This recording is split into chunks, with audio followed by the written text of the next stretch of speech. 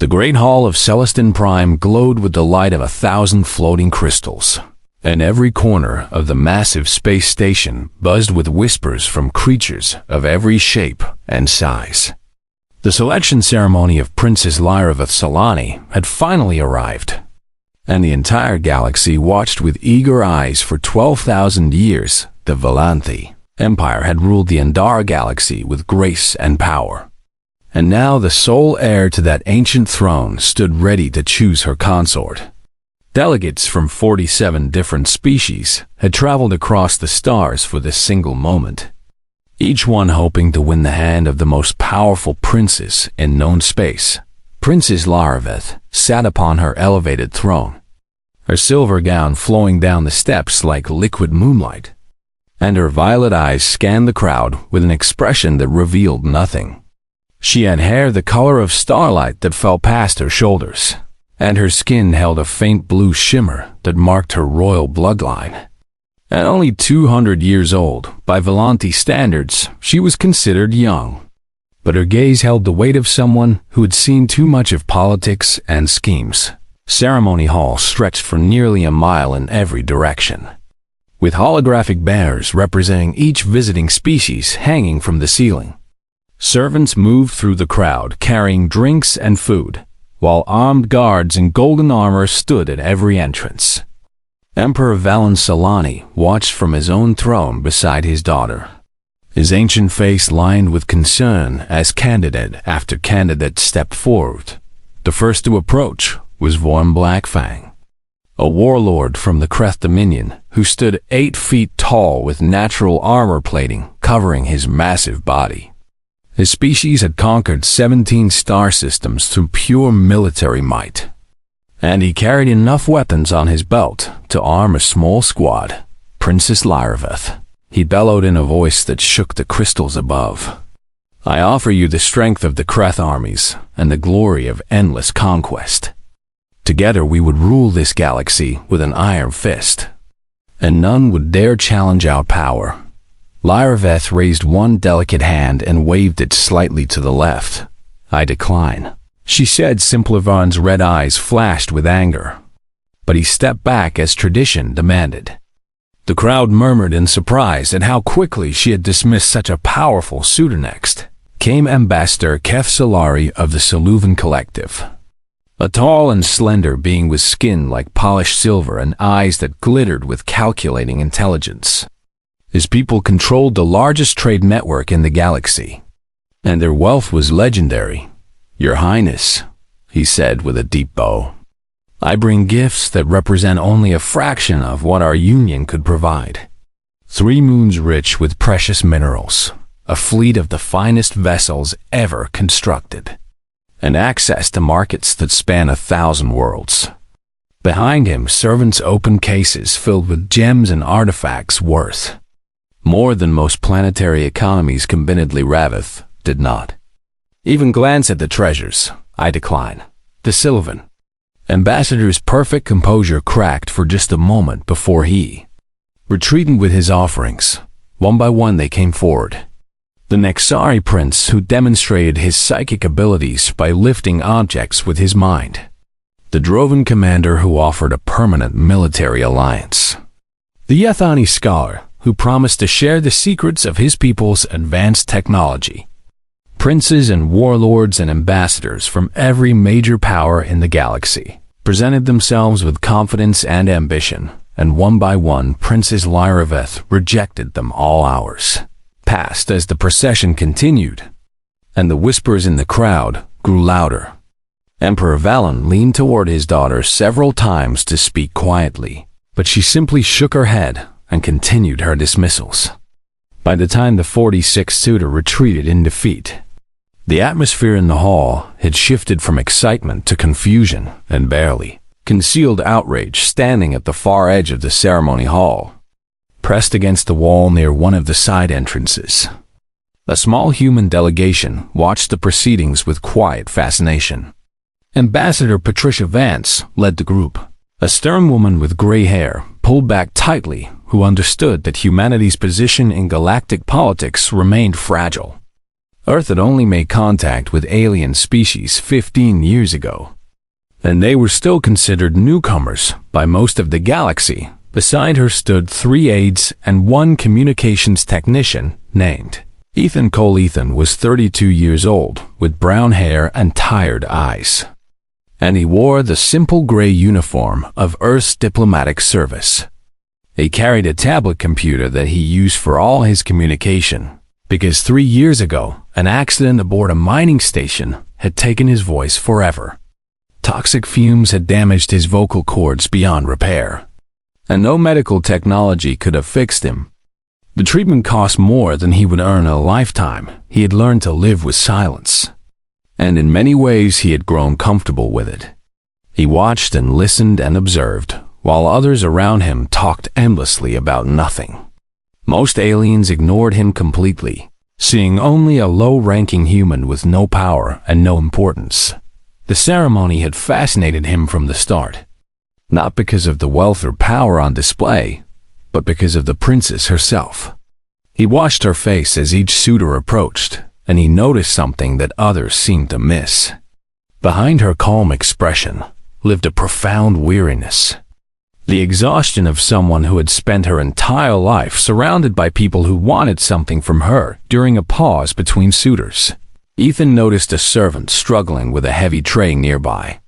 Without thinking, he stepped forward and helped steady it before the contents could spill.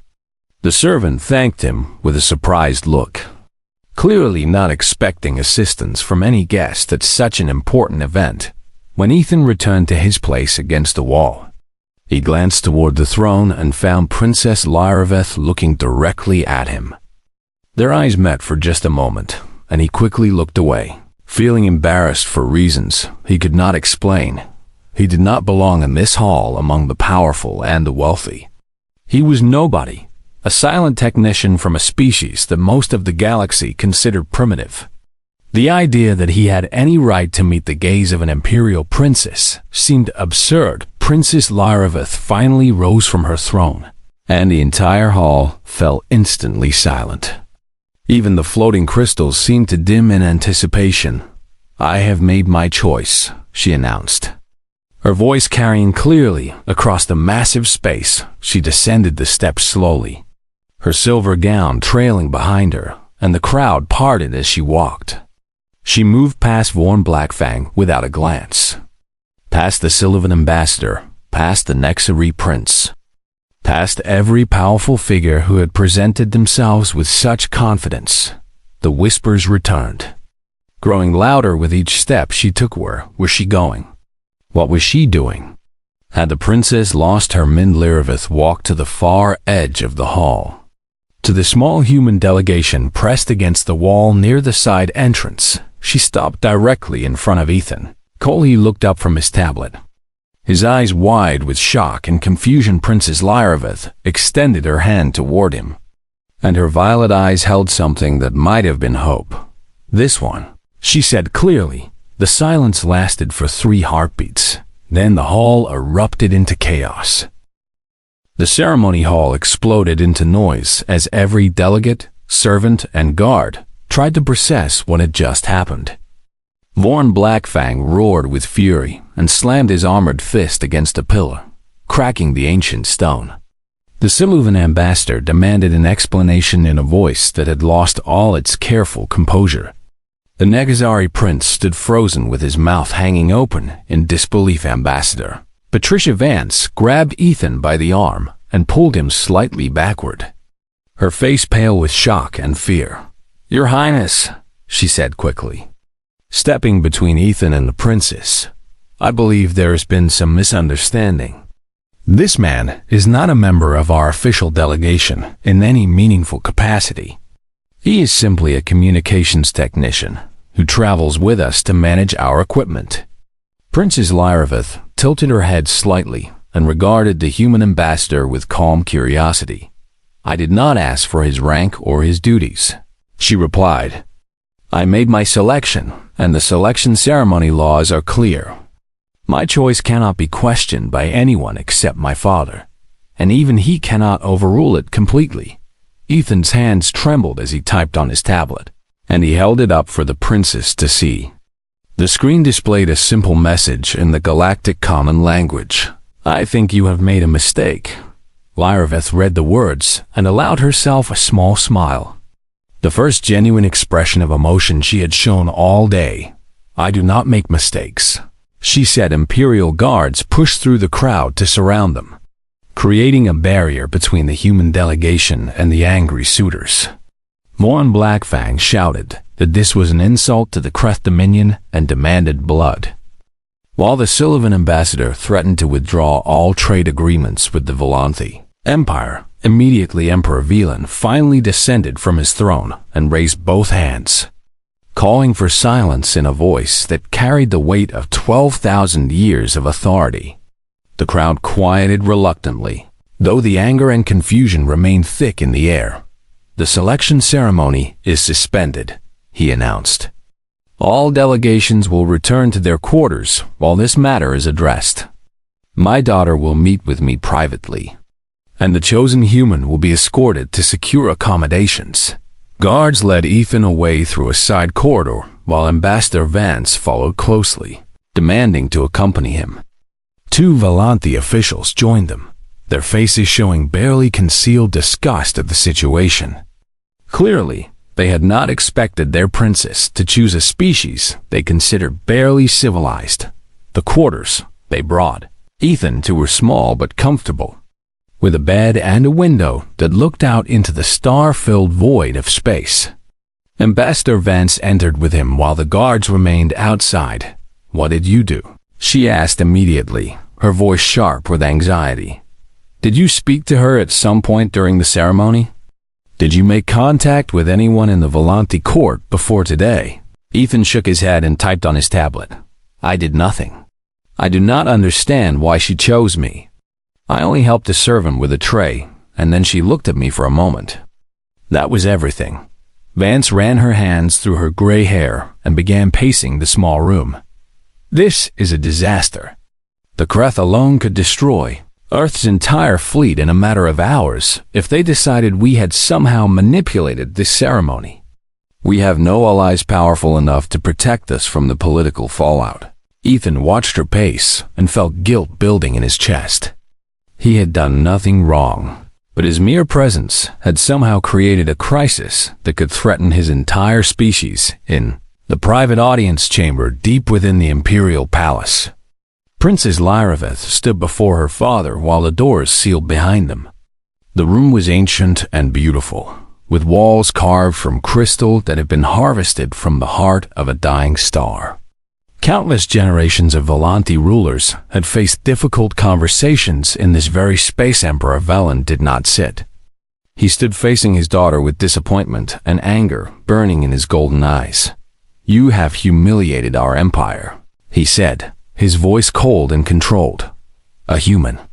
A silent, low-ranking human with no titles, no wealth, no military power, no political connections.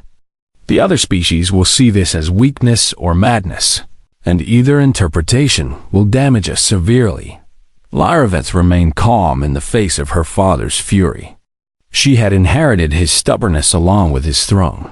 "Father, I have spent my entire life surrounded by those who speak too much and say nothing of value. Every suitor who approached me today wanted only power. They looked at me and saw a throne to claim, an empire to control, a tool to advance their own ambitions. Not one of them saw me as a person, and this human does. You spoke to him for less than a moment. I know what I observed because I watched him throughout the entire ceremony while every suitor attempted to impress me with their speeches. While the powerful beings of the galaxy calculated their advantages and rehearsed their presentations, he simply watched quietly. I saw him help a servant who was struggling without any expectation of reward or recognition. I saw him step aside for others without demanding acknowledgement. And when our eyes met briefly, he looked away. The Emperor's expression shifted slightly from anger to confusion. He looked away. Is that not a sign of weakness or fear? No, Lyraveth replied firmly. He looked away because he did not believe he had the right to hold my gaze. He saw himself as unworthy of my attention, not because he was afraid of me, but because he genuinely believed he did not belong among such important people. Do you understand how rare that is, Father? Do you know how long I have searched for someone who does not want anything from me? Valen was silent for a long moment, considering his daughter's words. The Kreth will demand blood. Lorne Blackfang has never been denied anything in his life, and his pride will not allow this insult to stand. The Nexari will withdraw their trade agreements, and the Sylvan will likely support economic sanctions against us. You are asking me to risk war over a human technician who cannot even speak. Lyraveth stepped closer to her father and took his weathered hands in her own. Then let them come, she said softly but firmly. I would rather face war beside someone genuine than peace beside a tyrant wearing a smile. I have rejected every match you have arranged for me since I came of age, and I will continue to reject them. This is my choice, Father. The ceremony laws grant me this right, and I am using it. The Emperor closed his eyes and exhaled slowly. He had always known his daughter was strong-willed, but he had not expected her to stake everything on such an impossible choice. There is one option that the laws provide, he said finally. I cannot overrule your selection, but I can invoke the right of proving. Any rejected suitor may challenge the chosen consort to a trial. If the consort fails, the selection is nullified. Lyraveth's eyes widened slightly. You would put him through the trials. Father, he is human. Their species is young and fragile compared to most of the galaxy. The trials could kill him. Then perhaps he will refuse. Valen replied, and this will end without further damage to our empire. If he truly cares nothing for power or position, he will walk away and return to his people. If he stays and fails, the suitors will be satisfied. Either way, this crisis will be resolved. The princess pulled her hands away from her father's grasp, and, if he stays and wins, the Emperor turned toward the crystal walls and stared out at the stars beyond. Then, I will admit that perhaps my daughter sees something that I cannot. The news of the rite of proving spread through Celestin Prime within hours, and by the next morning, the entire galaxy knew that the human chosen by Princess Lyraveth would face challenges from the rejected suitors. Broadcasts carried the story to every inhabited world, and billions of beings watched with fascination as the drama unfolded. 3 challengers stepped forward to invoke their right under the ancient Losvorn. Blackfang of the Kreth Dominion demanded a trial of combat, declaring that any consort of the Volanti princess must prove himself capable of defending her in battle. His people respected only strength, and he wanted to crush the human personally in front of the Galaxy Ambassador. Keth Solaria of the Siluvan Collective demanded a trial of wealth, arguing that any consort must be able to provide for the imperial family according to their station. The Siluvan measured worth in assets and transactions, and they wanted to expose the human as a pauper unworthy of royalty prince. Dorvan Tell of the Nexari Ascendancy demanded a trial of mind, claiming that any consort must possess mental fortitude strong enough to withstand the pressures of ruling an empire. His people valued psychic ability above all else, and he intended to break the human's consciousness with his powers. Ethan learned of these challenges when Ambassador Vance visited his quarters with a grim expression on her weathered face. She sat across from him at the small table and explained the situation in careful detail. The trials will take place over the next week, she said. Each challenger has selected a test that favors their species. The combat trial will put you against an 8-foot warrior bred for war. The wealth trial will compare your assets against one of the richest beings in the galaxy. The mind trial will expose your thoughts to a powerful psychic. I need you to understand that Earth cannot officially support you in these challenges. Ethan nodded slowly. Having expected as much, humanity's position in galactic politics is fragile. Vance continued. If we back you openly and you fail, it could be seen as Earth challenging three major powers simultaneously.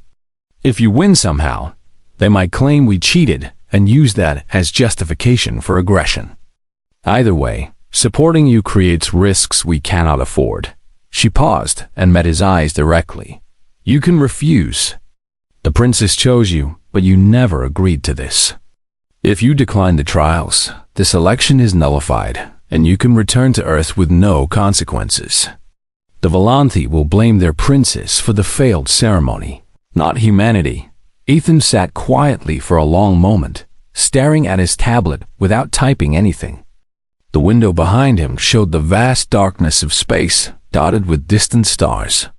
And somewhere among them was Earth, his home. The place he could return to if he simply walked away. He thought about his life before coming to Celestine Prime.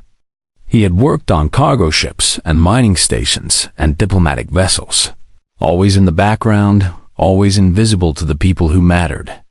He had lost his voice and learned to live without it, finding a strange peace in silence while the universe roared around him. He thought about the selection ceremony, about watching the princess reject suitor after suitor. He remembered the weariness in her eyes, the weight of expectation that pressed down on her shoulders. He had recognized that exhaustion because he had felt it himself.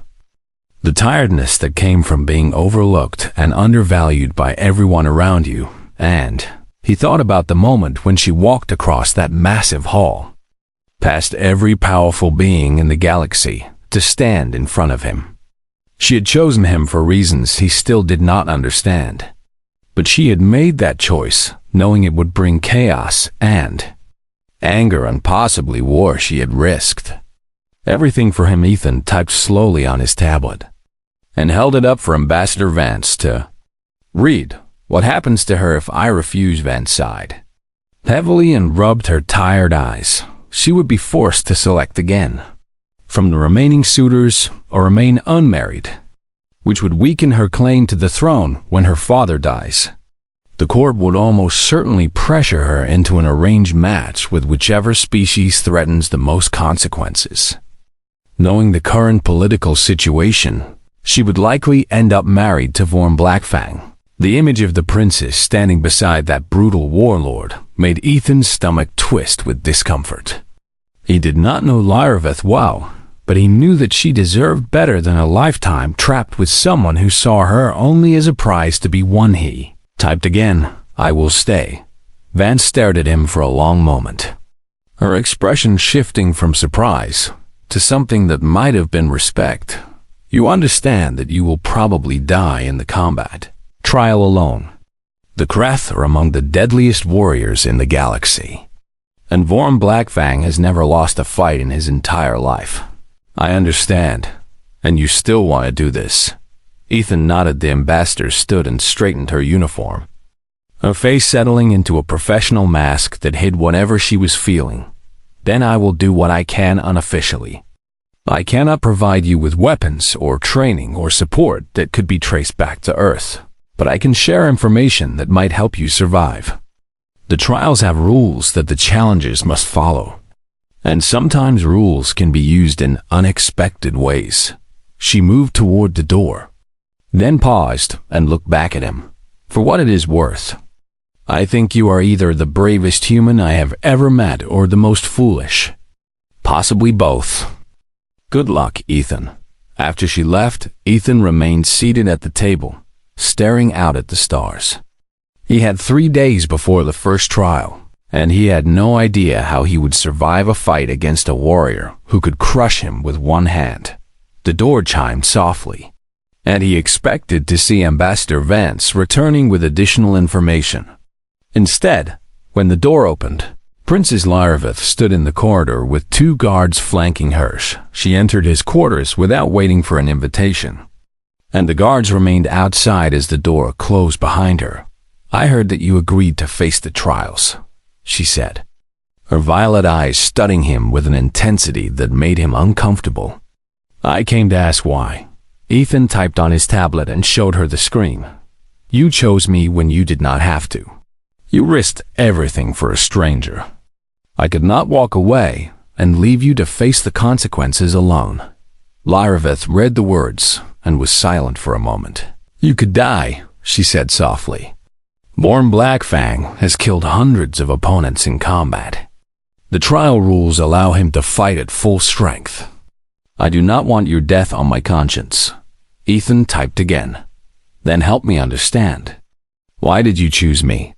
What did you see that made you walk across that hall? The princess moved to the window and gazed out at the stars. A reflection shimmering in the glass. I saw someone who wanted nothing, she replied. In a room full of ambition and greed and calculation, I saw a man who helped a servant simply because she needed help.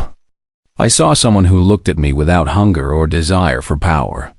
I saw kindness without expectation, and I realized that I had never encountered such a thing in my entire life. She turned to face him. I chose you because you were the only one who did not want to be chosen. Ethan absorbed her words and felt something shift in his chest, a warmth that he had not experienced in years. He typed one final message. Then I will try to be worthy of that choice. Lyraveth smiled. And for the first time, she looked like a young woman rather than a burdened princess. The trials will test you in ways you cannot imagine. But I have a feeling that you are stronger than anyone expects, including yourself. The arena aboard Celestine Prime had been built 3,000 years ago for exactly this purpose, and its ancient stone walls had witnessed countless trials throughout Volanti history. 10,000 spectators filled the seats surrounding the combat floor, while billions more watched through broadcasts sent across the galaxy. Ethan stood at one end of the arena wearing simple protective gear that covered his chest and arms. In his right hand, he held an energy blade, a weapon he had never trained with and barely knew how to activate. Across from him, Vorn Blackfang waited with eager anticipation, his massive armored body bristling with natural weapons and his red eyes burning with hatred. Princess Lyraveth sat in the royal viewing box beside her father, her hands gripping the armrests of her chair so tightly that her knuckles had turned pale. She had tried to speak with Ethan before the trial, but the rules forbade contact between the consort and the one who chose him. The horn sounded, and Vorn Blackfang charged immediately, crossing the arena floor with terrifying speed despite his enormous size. His armored fist swung toward Ethan's head with enough force to shatter stone. Ethan dove to the side and felt the rush of air as the blow passed inches from his face. He rolled across the sandy floor and came up running, putting distance between himself and the warlord while his heart pounded in his chest. The crowd roared with mixed reactions. Some laughed at the human's desperate retreat, while others shouted encouragement for the underdog. Vorn Blackfang snarled with contempt and pursued his prey across the arena. Ethan had no formal combat training, but he had spent years working in dangerous environments where a single mistake meant death. He had survived hull breaches on cargo ships, toxic leaks on mining stations, and equipment failures that killed less careful workers. He knew how to read dangerous situations and move efficiently to avoid harm. He did not try to fight Vorn directly because that would be suicide. Instead, he focused entirely on survival, dodging every attack and using the arena's terrain to his advantage. Ancient pillars dotted the combat floor as obstacles, and Ethan weaved between them while the warlord's massive fists cracked stone behind. Minutes passed and Vorn's attacks grew more aggressive and less controlled. The Kreth were not accustomed to prey that refused to stand and fight, and the warlord's frustration was building with every missed swing. His species valued honor and direct confrontation above all else, and this human's constant retreat felt like mockery. Stand and face me, Vorn bellowed. Fight like a warrior or die like a coward. Ethan could not respond with words, but he kept moving, watching his opponent's patterns and waiting for an opportunity. Ambassador Vance had told him that the trial rules stated first blood ended the match, which meant he did not need to defeat Vorn, only wound him once, The opportunity came when Vorn overextended on a massive swing, putting all his weight behind a blow that would have torn Ethan in half if it connected.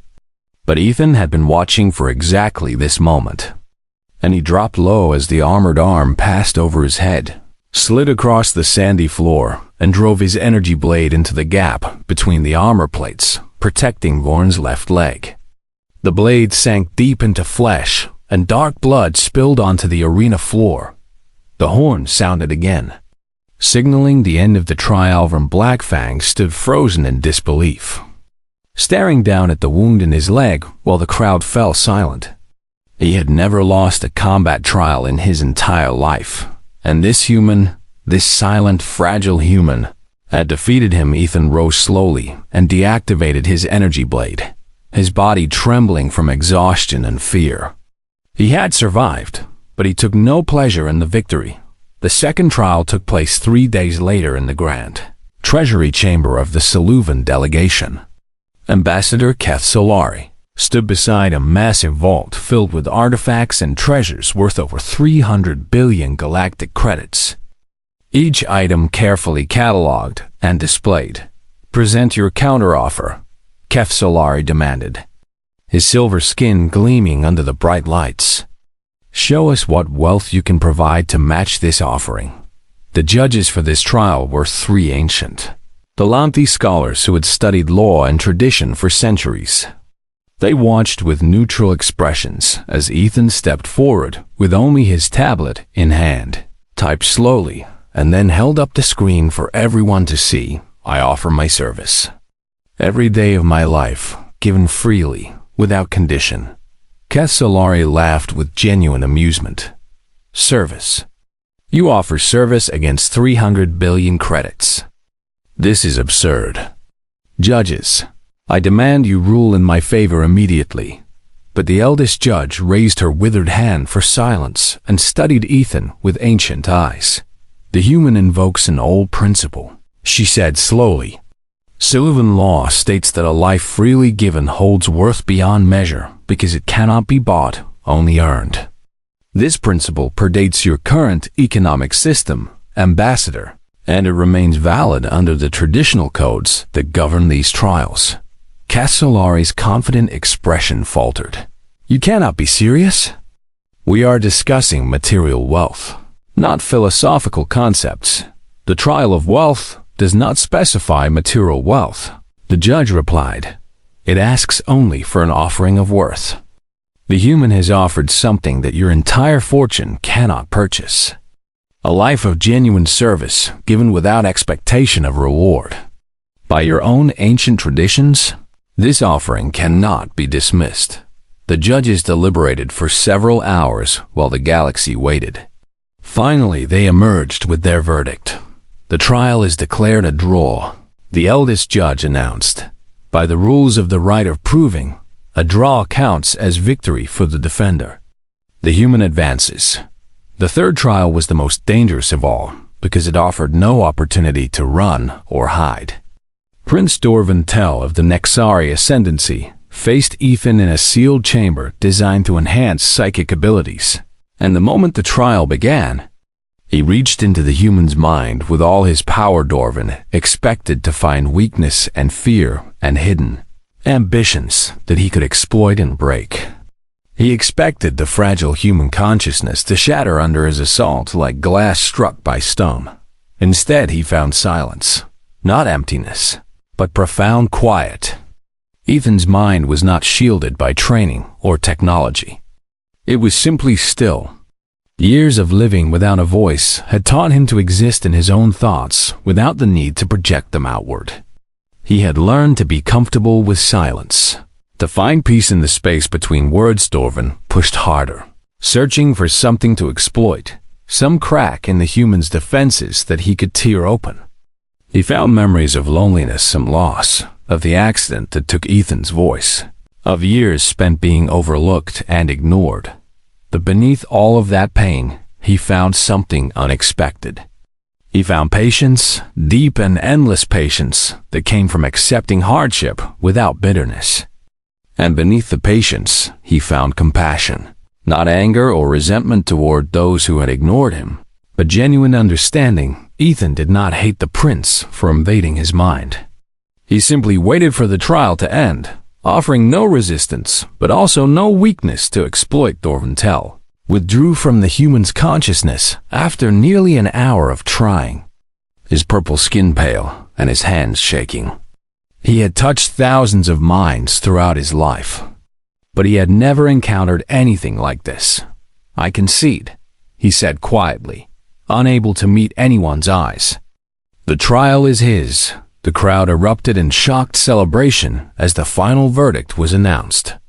Against all odds, the silent human had survived all 3 trials and proven himself worthy of Princess Lyravith's choice.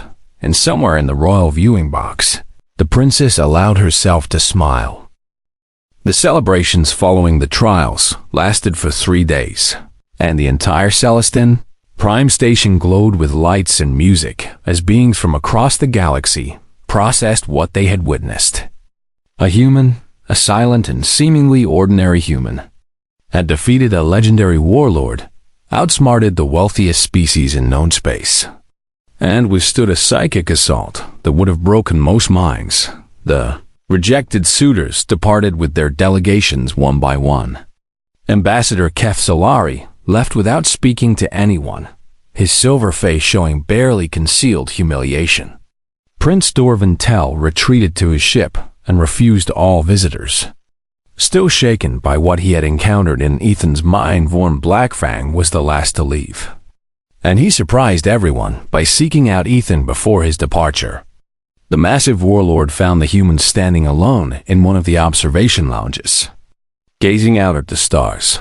"Human," Morn said, his deep voice rumbling through the empty room. Ethan turned to face him, his hand instinctively moving toward his tablet. Though he had nothing to say, the warlord studied him for a long moment with those burning red eyes.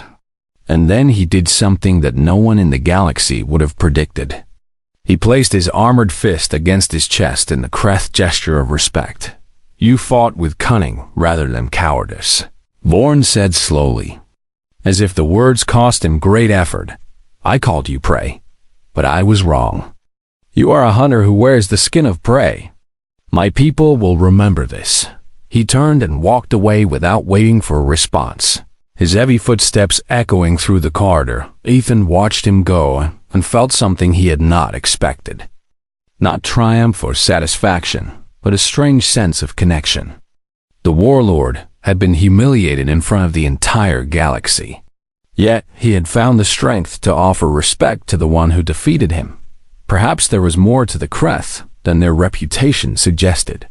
That evening, Princess Lyravith met Ethan in the Imperial Gardens, a vast greenhouse that occupied an entire section of the station. Plants from 1,000 different worlds grew here, filling the air with strange and wonderful scents. 3 artificial moons floated overhead, casting soft silver light across winding paths and quiet pools. They walked together in comfortable silence for a long while, neither feeling the need to fill the space with words. It was one of the things Lyravith appreciated most about her chosen consort. He understood that silence could be peaceful rather than awkward. "You could have refused," she finally said, her voice soft in the quiet garden. "You could have returned to your world and forgotten this ever happened. No one would have blamed you." Ethan typed on his tablet and showed her the screen. "So could you. When your father challenged your choice, you could have selected someone else and avoided all of this." Lyravith smiled at his words. "I do not change my mind easily.